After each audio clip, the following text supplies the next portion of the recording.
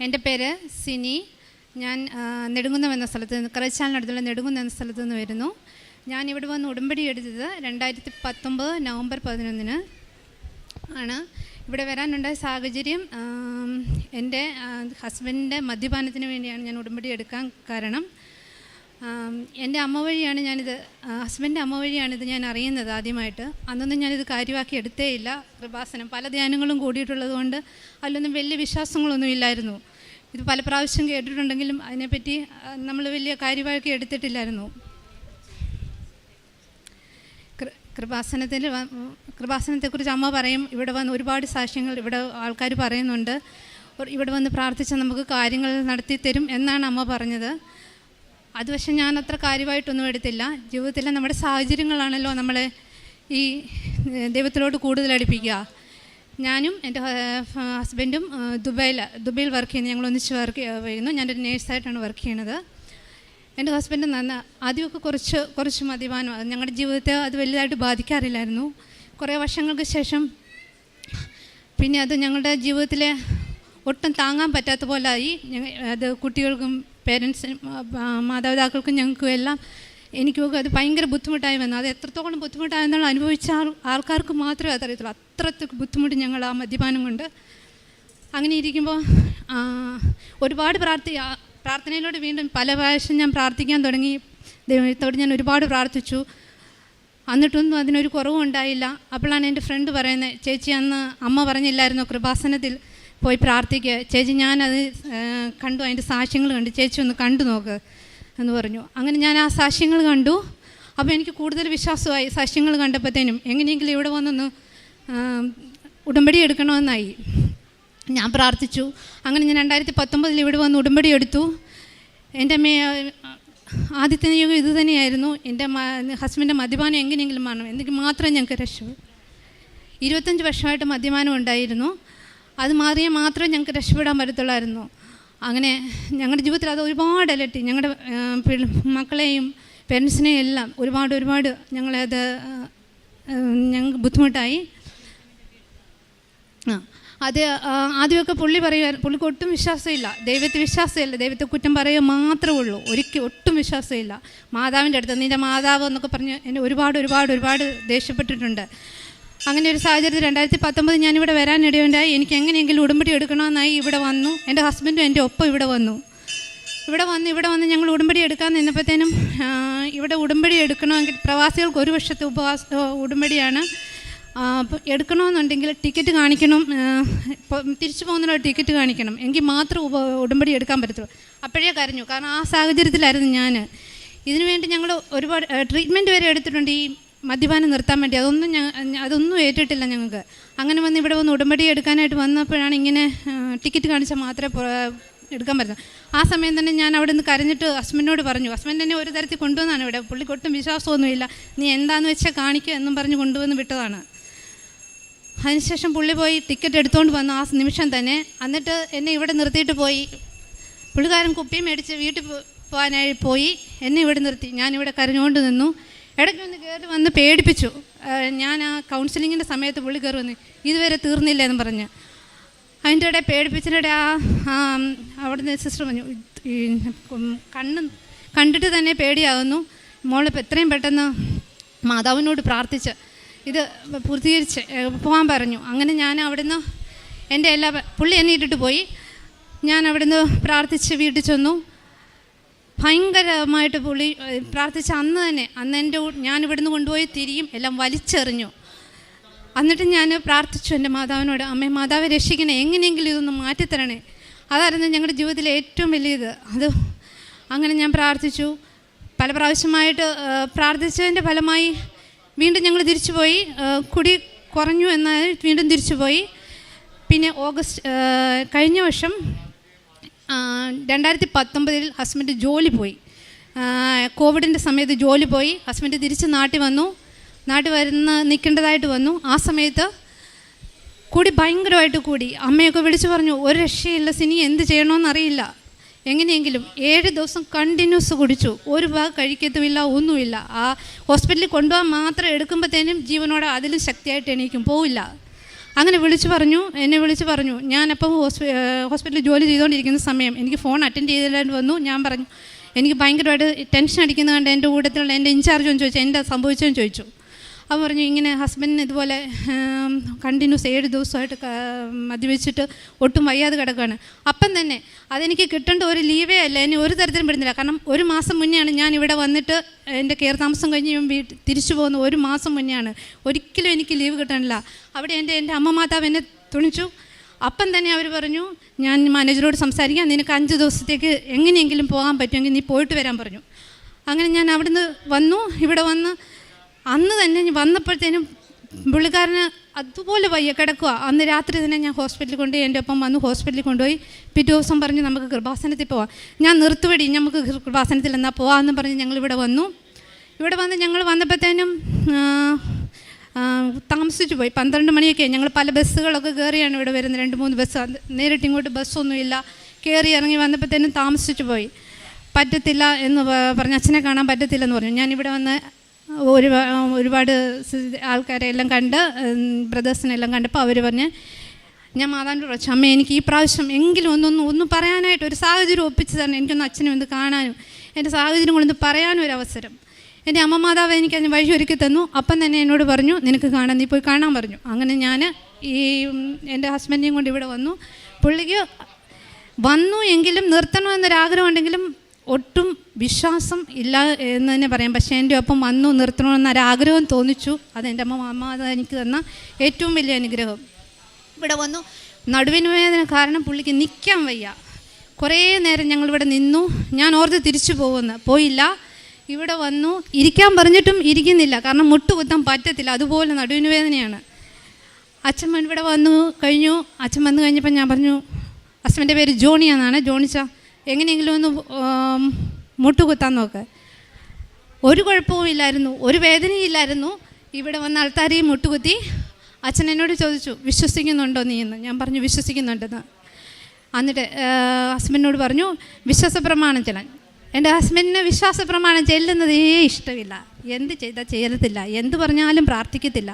അങ്ങനെ ഒട്ടും വിശ്വാസമില്ലാത്ത ആ മനുഷ്യൻ അവിടെ നിന്ന് വിശ്വാസ പ്രമാണം ചെല്ലുകയും ഞങ്ങൾ 2 പേരും ഒന്നിച്ച് വിശ്വാസ പ്രമാണം ചൊല്ലി പ്രാർത്ഥിച്ച് അച്ഛൻ കലക്ക് തൈകെല്ലാം വെച്ച് പ്രാർത്ഥിച്ചിട്ട് പൊക്കോളാൻ പറഞ്ഞു. ഞങ്ങളങ്ങനെ തിരിച്ചു പോകുന്നു. അവിടെ ചെല്ലുന്നു. ചെന്ന് കഴിഞ്ഞതിന് ശേഷം അപ്പോഴും കുറ്റങ്ങളൊക്കെ പറയായിരുന്നു. ചെന്ന് പറഞ്ഞതിന് കുറേ ദിവസങ്ങളൊക്കെ കഴിഞ്ഞപ്പോഴത്തേനും പതുക്കെ പുള്ളിയുടെ സ്വഭാവങ്ങളിൽ മാറ്റം വരാൻ തുടങ്ങി. പതുക്കെ എന്നോട് പ്രാർത്ഥിക്കാൻ പറയാൻ തുടങ്ങുന്നു. ഞാൻ മറന്നു പോകത്തേ ഇല്ല. എങ്കിൽ പോലും ഞാൻ താമസിച്ച് കഴിയുമ്പോൾ നീ പ്രാർത്ഥിച്ചിട്ടാണോ കിടക്കുന്നതെന്ന് ചോദിക്കാൻ തുടങ്ങുന്നു. നീ പ്രാർത്ഥിച്ചിട്ടാണോ കിടക്കുന്നത്? പ്രാർത്ഥിച്ചിട്ടാണ്. അങ്ങനെ പറയുന്നു. ഇപ്പം എന്ത് കാര്യത്തിന് എന്നോട് പ്രാർത്ഥിക്കണമെന്ന് പറയുന്നു. ഞങ്ങൾ ഇപ്പം വീണ്ടും തിരിച്ചു വന്നു. ഇപ്പോൾ 2 മാസമായിട്ട് മദ്യപാനം പൂർണ്ണമായിട്ട് നിർത്തി. എൻ്റെ അമ്മ മാതാവിനും ഈശോയ്ക്കും 1000 നന്ദി. ഒരിക്കലും നടക്കാത്ത സംഭവമാണത്. കാരണം അതുപോലെ ഞങ്ങൾ ബുദ്ധിമുട്ടി. ഞങ്ങളെ അറിയാവുന്നവർക്കറിയാം, അതുപോലെ ഞങ്ങൾ ബുദ്ധിമുട്ടി. ഇത് എൻ്റെ അമ്മ മാതാവിന് ഈശോൻ തന്ന ഏറ്റവും വലിയ അനുഗ്രഹമാണ്. 1000 നന്ദി. രണ്ടാമതായിട്ട് അടുത്ത എൻ്റെ അലർജി. എനിക്ക് 5-6 വർഷമായിട്ട് അലർജി, ക്രോണിക് അട്ടിക്കേരിയ എന്ന് പറയും. അത് കൈ രണ്ടും ചൊറിഞ്ഞ് തടിച്ച് പൊങ്ങിയിട്ട് മുഖവും പൊങ്ങും, തടിച്ച് പൊങ്ങിയിട്ട് ചൊറിഞ്ഞു പൊട്ടും. അങ്ങനെയായിരുന്നു. അവസാനം ഡോക്ടറിനെ കണ്ടപ്പോൾ മെഡിസിൻ എടുക്കാൻ പറഞ്ഞു. അത് സെട്രസിൻ എന്നും പറഞ്ഞൊരു ടാബ്ലറ്റാണ് എനിക്ക് തന്നത് 3 നേരം. അത് കഴിച്ചാൽ തന്നെ നമുക്ക് ഉറക്കം വരും, അറിയാവുന്നവർക്കറിയാം. അത് കഴിച്ചാൽ അത് 3 നേരമാണ് ഞാൻ കഴിച്ചുകൊണ്ടിരുന്നത്. അങ്ങനെ പോയി 2 നേരം അതില്ലാതെ എനിക്ക് പറ്റത്തില്ലെന്നായി. അപ്പം ഞാൻ ഡോക്ടറിനോട് ചോദിച്ചു ഇതിങ്ങനെ കണ്ടിന്യൂസ് കഴിക്കുന്നതുകൊണ്ട് കുഴപ്പമുണ്ടോ? അപ്പോൾ ഡോക്ടർ പറഞ്ഞു കുഴപ്പമില്ല, ബ്ലഡ് ടെസ്റ്റ് ഇടയ്ക്കിടയ്ക്ക് ചെയ്താൽ മതി. ഞാനങ്ങനെ ബ്ലഡ് ടെസ്റ്റ് ചെയ്യുകയും എല്ലാം ചെയ്യുന്നുണ്ടായിരുന്നു. ഇവിടെ വന്ന് ഉടമ്പടി എടുത്തതിന് ശേഷം ഞാൻ എൻ്റെ നിയോഗത്തിൽ വെച്ചു 2 മാസം ഞാൻ ഉടമ്പടി തൈലവും ഉപ്പും ഉടമ്പടി തൈലം വെച്ച് എന്നും എൻ്റെ കയ്യെ ചതച്ച് ഞാൻ പ്രാർത്ഥിക്കുകയും ഉപ്പ് എൻ്റെ ഭക്ഷണത്തിൻ്റെ കൂടെ ഉപയോഗിക്കുകയും ചെയ്തു. 2 മാസം കഴിഞ്ഞപ്പോഴത്തേനും എൻ്റെ അലർജി എല്ലാം മാറി. ഞാൻ തന്നെ മെഡിസിൻ സ്റ്റോപ്പ് ചെയ്തു. പിന്നെ ഒരിക്കലും എനിക്ക് അലർജി ഉണ്ടായിട്ടില്ല.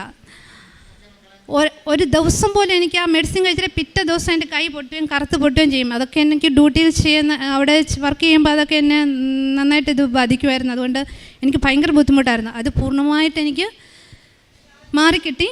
ഇപ്പം 3 വർഷമായിട്ട് എനിക്ക് ഒരു കുഴപ്പവുമില്ല. ഞാൻ മെഡിസിൻ നിർത്തിയിട്ട് ഇപ്പോൾ 3 വർഷമായി. അലർജി എന്നൊരു അസുഖം എനിക്കൊന്നും ഉണ്ടായിട്ടേ ഇല്ല. പിന്നെ എൻ്റെ നിയോഗത്തിൽ വെച്ച മറ്റൊരു കാര്യം എൻ്റെ വീട് പണിയായിരുന്നു. ഞങ്ങൾ വീട് പണിയാനായിട്ട് ആഗ്രഹിക്കാൻ തുടങ്ങിയിട്ട് 6-7 വർഷങ്ങളായിട്ട് വീട് പണിയണമെന്ന് ആലോചിച്ചു. വീട് പൈസയും സ്ഥലവും എല്ലാം ഉണ്ട്. പക്ഷേ വീട് പണി മാത്രം നടക്കത്തില്ല. എന്നും തടസ്സങ്ങൾ എന്ന് പറഞ്ഞാൽ അത് പറഞ്ഞാൽ ഒരുപാടുണ്ട്. അതുകൊണ്ട് സമയമില്ലാത്തതുകൊണ്ട് എനിക്ക് പറയാൻ പറ്റത്തില്ല. ഭയങ്കര തടസ്സങ്ങൾ. അവസാനം ഞാൻ എൻ്റെ നിയോഗത്തിൽ അതും വെച്ചിട്ടുണ്ടായിരുന്നു. ഇവിടെ വന്ന് പ്രാർത്ഥിച്ച് പല പ്രാവശ്യം ഞാൻ ആ സ്ഥലങ്ങൾ ഓരോ പ്രാവശ്യം ഓരോ പണി തുടങ്ങുമ്പോഴും അതുപോലെ തടസ്സങ്ങളായിരുന്നു. ഇവിടെ വന്ന് നിയോഗത്തിൽ വെച്ച് പ്രാർത്ഥിച്ച് ഞാൻ അവിടെ ചെന്ന് ഉപ്പ് വിതറി. ഒരു പ്രാവശ്യം ഇങ്ങനെ കല്ല് പൊട്ടിച്ച്, ഞങ്ങളുടെ അവിടെ പാറയായിരുന്നു താഴെ, ഞങ്ങളുടെ വീട് പണിയുന്ന സ്ഥലത്ത്.